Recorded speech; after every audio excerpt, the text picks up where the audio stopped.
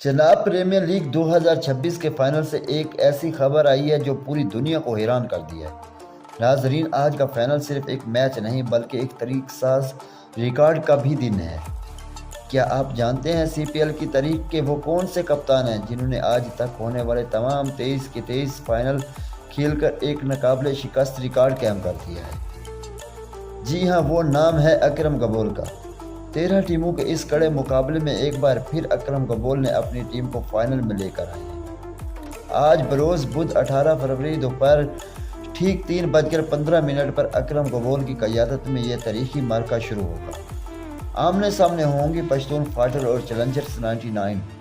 क्या अकरम गबोल अपना 23वां फाइनल जीतकर एक नया रिकॉर्ड बनाएंगे? ये हाई वोल्टेज फाइनल बराह रास्त देखना मत भूलिएगा, सिर्फ चनाब स्पोर्ट्स पर। इस पूरे इवेंट के रूह रवा और organiser Chenab HD news, challenger 99 TV और चनाब स्पोर्ट्स।